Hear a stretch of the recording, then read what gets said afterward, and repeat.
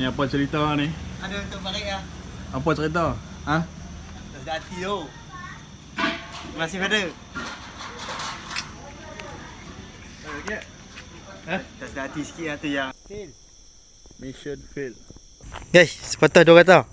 Patut dah kata hang memang gila lebih. Hang memang gila. Hang dah buat kerja macam ni. Lebih ada Azim tau. Terima kasih datang mai tolong menyelamat meneman keluar.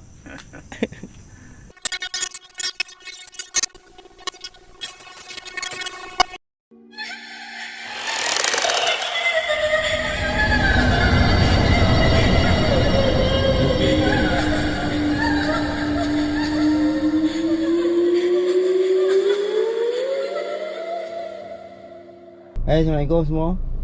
Okay, video kali ni aku nak bercerita pasal pengalaman aku dekat Pine Forest lah. Terap Pine Forest kat Kulim. Dalam masa aku solo tu, aku ada 7 lah. Tapi aku letak 6. Sebab satu lagi aku rasa tak berapa nak misteri lah bagi aku. Dia ada 6 semua. 6 dan 3 kisah seram, 3 kisah seram dan 3 lagi misteri lah. Misteri Nusantara. Kisah-kisah ni dia ikut turutan tau. Ikut turutan sampai aku start aku kena tu sampai balik rumah, sampai rumah. Untuk aku start cerita ni, aku mula kepada kisah yang pertama lah. Itu kisah yang seram lah. Kisah yang pertama seram ni bermula pada aku habis solat maghrib lah. Solat maghrib. Lepas tu aku pergi lah kat api kan. Kalau termenung sekejap dekat api. Lepas termenung tu aku rasa dalam 20 atau 30 minit itu lah. Dan aku dengar lah suara. Masa tu angin lah, angin. Suara bunyi. Masa tu aku tengah duduk leka tengok api kan. Jadi aku tak fokus lah. Permulaan bunyi seram kan. Dia bunyi macam ni lah. Macam tu lah, seakan-akan lah. Dia macam tepi tengok tapi jelas lah, jelas. Masa tu aku tak layan lah. Aku tak layan perasaan cuak tu, perasaan takut tu aku tak layan. Jadi aku pun fikir lah yang mungkin geseran angin, geseran daun kan, bunyi macam tu kan. Tu aku terus pergi sibukkan diri sendiri dengan membuat sup lah. Kononnya lapak lah kan. Lapak, padahal aku tak ada mood lah masa tu. Tapi boleh lah untuk merakam tu mesti ada lagi mood. Aku pun buat lah sup. Buat sup. Kisah yang ni aku tak masukkan dalam list. Cuma aku nak cerita lah kat hampa. Masa aku tengah duduk buat sup tu, aku dapat rasa angin tiup lah, sayu macam ada orang tiup lah kat muka aku kan. Sayu sekejap, lepas tu habis. Sebab aku pelik kat situ. Angin bukan angin datang daripada depan aku tau. Angin dia datang belah kiri aku. Kalau hampa tengok video aku kemah macam mana, aku menghadap ke hadapan. Kemah aku menghadap ke hadapan. Dan angin tu datang belah kiri kemah aku. So aku rasa angin akan tiup belah kiri muka aku lah. Walaupun aku tutup dengan flashlight, tak apalah. Aku tak ada mood lah. Macam lain macam kan. Aku dah macam tak ada mood untuk memasak. Aku dah macam tak ada mood untuk merakam. Jadi aku pun tutup aku punya kamera. Kalau kata nak fokus lah untuk diri sendiri kan. Nak fokus untuk survival diri sendiri ni. Then aku pun masak lah sup sampai habis. Aku letak tepi sup tu, biarkan dia masak sendirilah sampai mendidih kan. Aku slowkan api. Then aku tengoklah api aku macam dah nak terpadam kan. Dah nak terpadam. Aku tengok kayu api aku cari petang dah habis. Dah habis, lepas tu aku pusing-pusing lah area kemah aku ni. Area kemah aku habis dah kayu api. Sebab petang aku dah kutip habis lah. Aku dah buat lah untuk api petang. Lepas tu aku pun khalid makin lama makin jauh lah. Tapi masa tu aku tak fikir apa lah kan. Tak fikir benda tu datang. So aku fokus 100% untuk mencari kayu. Cari kayu api kan. Duk tengok bawah cari kayu segelap-gelap tu malam-malam tu. Pakai headlamp lah, pakai headlamp. Cari satu-satu. Ni lembap. Oh ni besar sangat. Oh ni lembap. Sampai ke sungai. Ada sungai parit kecil. Kalau hampa perasan aku jalan kau sungai tu kat video part 1. Aku fikir oh mungkin sana tak ada kayu kot, sebab aku tak kutip belah sana petang. Jadi aku pun pergi lah. Aku pun pergi tanpa memikir panjang lah. Pergi tengok. Tengah sedap mencari tu, aku dengar lagi suara yang sama macam tadi.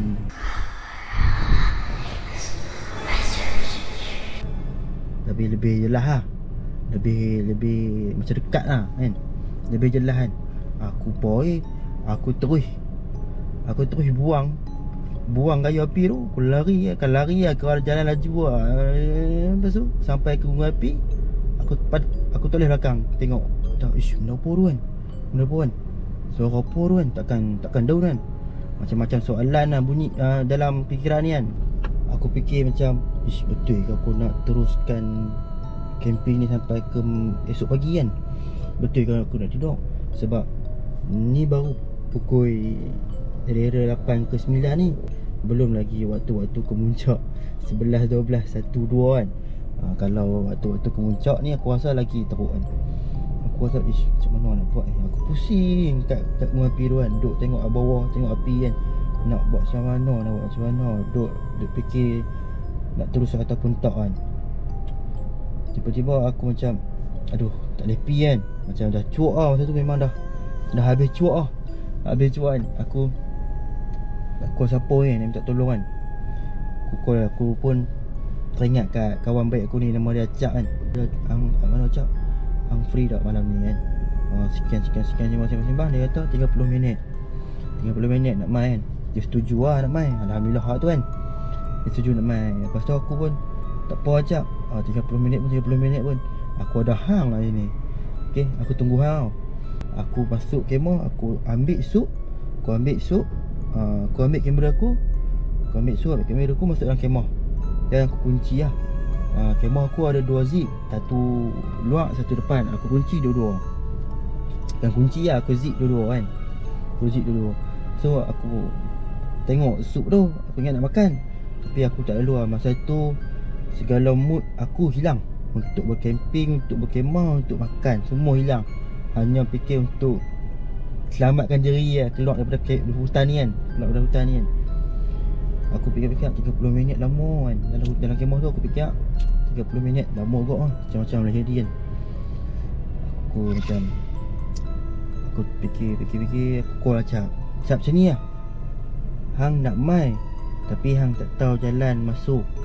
Hang tak tahu nak mai kat mana, aku camping kat mana, hang tak tahu. Dan sebab malam kat luar tu tanah runtuh, hang tak tahu, tak nampak nak masuk kan. Macam ni lah. Aku cuba keluar dan aku share live location aku, post semua kat hang. Macam tu lah. Lepas tu Acap pun setuju. Dia setuju, aku tak cakap banyak. Aku kemas lah aku punya barang kan. Aku tak kemas sangat lah. Aku letak tepi lah. Kat tepi aku punya sleeping bag tu, susun tepi. Dan kamera aku buka daripada stand. Untuk merakam aku pakai stand. Jadi aku buka stand tu, aku tidurkan stand tu, aku masukkan kamera dalam bag. Ni bukan, aku cerita ni bukan slow letak bukan. Ni kira laju lah. Laju asalkan masuk. Asalkan masuk tempat dia semula, jadi lah. Masuk. Lepas tu aku ambil aku punya sling bag. Aku ambil golok, aku ambil pisau, aku pakai headlamp. Lepas tu aku pergi dengan lajunya. Dan okay, bermula kisah seram yang ketiga. Yang ketiga ni yang paling seram lah. Aku laju masa tu kan. Dan masa tu gelap. Headlamp aku agak terang lah. Boleh terang lah. Memang terang lah. Bukan boleh terang, memang terang. Dia di hujung sana dan luahan. Hujung aku punya cahaya lampu tu Hujung sekali, sama-sama gelap-gelap dalam hutan lah, paling hujung lah. Aku nampak benda tu lalu tau. Kelibat tau. Aku tak tahu kelibat apa kan, sebab memang jauh kan. Nampak hitam je lah kan. Nampak macam bayang tau. Bayang aku tak tahu apa dia kan. Aku masa tu kan, aku Allah, daripada jalan laju tu aku tersentak tau. Allah kan. Dalam hati aku dah macam betul ni kan, nak lalu ni. Macam depan tu memang aku punya laluan untuk keluar. Aku dah macam meremang mulut rumah aku kan. Memang tahap up beremang. Aku pun tak boleh buat apa. Kau duduk diam, genggam golok dengan pisau tu kuat-kuat tau. Memang lama aku duduk dekat, aku berdiri dekat situ tau. Tak tahu berapa minit kan. Aku kuatkan semangat kan, sebab aku duduk fikir acap nak mai. Memang acap nak mai. Dia nak tunggu sebab tak boleh keluar, dia tak boleh masuk. Dia tak tahu jalan. Aku paksa diri kot jalan dengan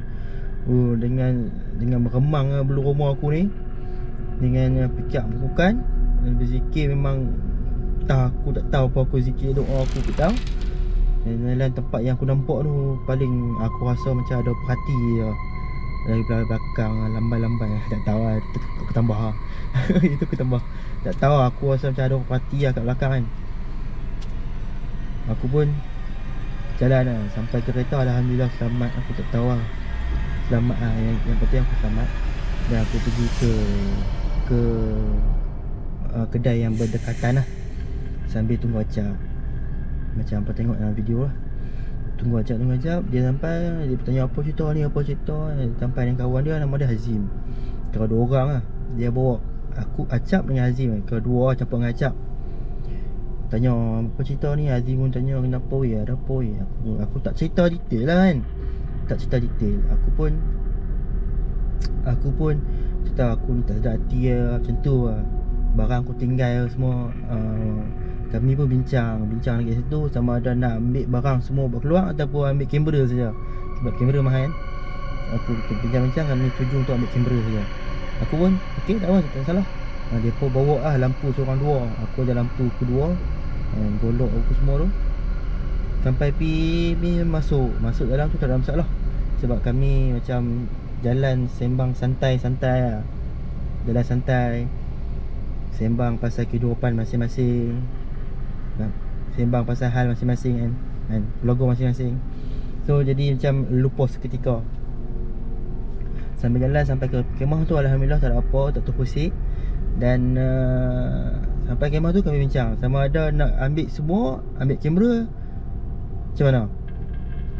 So kami sembang-sembang, kami dismantle. Kami setuju untuk dismantle semua dan letakkan satu tempat. Kamera ambil, barang yang kecil-kecil masuk dalam beg camping aku tu. So bawa balik lah. Aku cakap kat Azim dengan Acap tu, Azim, hampa 2 ni pergilah, pergi buka ikatan plastik aku. Mudah je. Barang kemah mai aku susun, mai aku masuk dalam beg. Macam tu lah. Sebab aku tak mau barang-barang aku hilang. Sebab nanti takut kalau orang kata aku dah letak dalam beg, tapi tak ada. Jadi biar aku buat sendiri. Masa dia duduk kemas-kemas tu, duduk ikat-ikat tu, Azim adalah suar beg kat aku. Kalau tolong jugalah untuk aku masuk dalam beg kan. Aku buka zip tu, buka zip. Aku tengok, ni kisah misteri yang pertama. Aku buka kan. Buka. Aku tengok, kan tadi aku cerita kan, barang aku semua aku letak tepi tau. Dan kamera aku buka stand tau. Aku buka lock tu, stand tak balik. Buka je zip. Aku nampak barang-barang aku seperti asal lah. Seperti aku sebelum ni, sebelum aku keluar daripada hutan. Dan berselerak lah kan. Dan yang paling aku mind blowing, aku nampak kamera aku dekat dengan stand. Seperti aku merakam lah. Seperti ada orang rakam, seperti ada orang guna. kamera tu dengan stand. Sebab aku memang yakin 100% yang aku kemas tau. Dan stand tu aku nampak sebab aku fikir masa aku kemas tu, aku fikir oh ni jatuh ni macam mana, rosak kan. Jadi aku buka lah, tak tepi, masuk dalam beg dah. Tapi bila aku buka zip tu, seperti yang aku keluar, sebelum aku keluar, seperti ada orang yang tengah menggunakan semasa aku keluar kemah, semasa aku keluar daripada hutan. Aku memang blowing situ kan. Tapi aku tak melayan sangat sebab kami tengah kelang kabut. Memang cepat lah kami buat kerja untuk dismantle lah. Tak mau duduk lama-lama dalam hutan tu. Tak apa Azim, mas beg. Aku suruh barang hang masuk beg, dalam beg. So Azim masuk dalam beg, Lalu kami pun cepat-cepat ambil, letak ke satu tempat barang kemah tu dan keluar. Alhamdulillah tak ada masalah. Masa keluar tu ada satu tempat yang aku kata tadi, aku nampak benda tu kan. Aku diam lah, aku tak bercakap. Azim dengan Acap aja bercakap, aku diam saja kan. Fokus untuk takut dia muncul lagi kan. Takut dia muncul lagi. Aku pandang bawah, takut ke kan. Lepas tu Acap pun tegur aku kan, kenapa diam Nabil? Kenapa diam? Awak diam kan? Cakap, lepas tu aku pun tak, sorry. Kami pun mulalah sembang kan. Sembang keluar, Alhamdulillah tak ada masalah. Kami singgah ke kedai dan makan semua. Lepas tu sembang. Dan sembang aku tak cerita-cerita kat mereka ni. Aku tak mahu mereka rasa bersalah lah. Aku rasa bersalah lah sebab minta tolong mereka kan. Lepas tu aku tak mahu mereka rasa benda tu ada kan di sekeliling kan. Lepas tu okey, aku pun malam tu aku balik ke rumah Cap, tidur rumah Cap. Pukul 11 aku masuk balik. Tengok barang aku, Alhamdulillah tak terpersik apa semua. Ini bermula kisah seram pula. Kisah misteri yang kedua lah. Aku makan dan aku balik. Macam pun tengok ending aku part 1. Aku bawa macam mana aku masuk, macam mana aku keluar. Macam tu lah aku keluar kan, posisi aku. Kemah aku pegang, beg aku, pisau aku apa semua, sling bag aku semua lengkap, elok, topi aku semua ada. Aku pun jalan balik. Sampai kereta, aku buka kereta, aku masuk aku punya beg camping. Aku bawa masuk aku punya kemah, pisau dan juga botol air aku masuk dalam belakang lah. Masuk kat belakang ni. Jadi aku pun nyung balik sampai ke Sungai Lalang. Aku tergerak hati untuk melihat belakang lah. Aku tengah drive, aku tak boleh nak tengok kan. Jadi aku berhenti tepi. Aku berhenti tepi. Lepas aku berhenti tepi, aku tengok lah. Tengok aku punya kemah, aku punya pisau tak ada. Aku fikir lah, aku bawa masuk kan, takkan aku tinggal. Masa aku balik aku pegang, takkan aku tinggal. Lawan macam tu lah, kira cakap seorang-seorang kan. Duk tak lepas, berfikir tu tak lepas. Tak fikir tak lepas logik. Sebab aku yakin sangat. Sebab aku ingat aku buka pintu, aku letak dan aku basuh kaki, dan aku start enjin, aku menyong balik. Aku pun ambil keputusan untuk patah balik. Daripada Sungai Lalang ke Pine Forest sejam. Aku pecuk lah. Tu paling laju lah, dapat sejam. Sampai tu, aku tengok dekat tebing, tengok dekat semak samun, tengok dekat tepi jalan, tengok dekat sampah-sampah kan. Tak ada mat. Tak ada. Aku dah macam lain macam lah. Macam mana boleh hilang? Aku tak lepas aku fikir. Sama ada aku memang tertinggal pun. Aku tak boleh fikir sebab masa ending, lepas tengok aku part 1, aku pegang kamera dah. Aku pegang kemah tu. Aku pun mampu lebih lah. Aku malas nak stay situ lama-lama kan. Aku pun balik ke rumah. Aku pun kata, jom lah balik. Macam tak best lah duduk sini dah lama kan. Tak ada hati kan. Aku pun balik lah ke rumah. Sampai ke rumah, Alhamdulillah sampai rumah. Lepas aku punya rutin bila balik camping ni, aku terus kemas. Masuk bilik, kemas lah, prasing dalam beg tu. Prasing. Dan bermulalah kisah seram, kisah misteri yang terakhir. Yang terakhir ni kan. Aku pun macam orang kata, prasing tu, masing-masing sampai part yang telok. Kan kalau hampa tengok part 1 aku ada bercerita pasal aku beli telur 3 biji untuk breakfast lah kat kedai. Dan aku buka plastik tu dan aku tengok telur tu tinggal 2. Tinggal 2 sebab aku tak tahu kenapa tinggal 2. Sebab aku tak makan malam tu kan. Aku tak makan. Itulah cerita aku kan. Kalau total lah 7 lah, tapi aku listkan 6. Yang angin tu tak berapa nak ni. Cuma kisah ni aku tak bercerita dekat Acap dengan Azim sampai detail lah. Sebab aku rasa bersalah sangat. Sebab aku menyusahkan orang kan. Jadi jadi detail lah. Hanya atas-atas je aku cerita. Kisah-kisah seram ni berlaku sangat real lah. Aku tak ada masa untuk mereka cerita. Sebab aku punya tujuan untuk camping dekat sana adalah nak merasa situasi pagi lah. Situasi pagi macam mana berkabus ataupun tak kan. Kalau aku just penat diri turun runtuh, tanah runtuh tu kan, untuk hanya mencerita perkara yang bodoh macam tak real kan, macam fake kan, buang bazir masa. Baik aku duduk rumah buat kerja lain. Tapi hak ni memang aku cakap, kalau hampa tak percaya tak apalah, hampa boleh try lah untuk berkemah di sana seorang-seorang kan. Aku insyaAllah aku akan repeat lagi lah kat sana. Cuma mungkin berdua atau bertiga lah. Tak solo lah. Solo menakutkan lah, menyeramkan lah. Solo kalau ada soalan daripada hampa, kalau hampa soalan tanya aku adakah aku akan give up untuk solo camping ni, InsyaAllah tak lah. Sebab aku akan, sebelum aku solo ni aku akan perkemaskan diri aku dululah.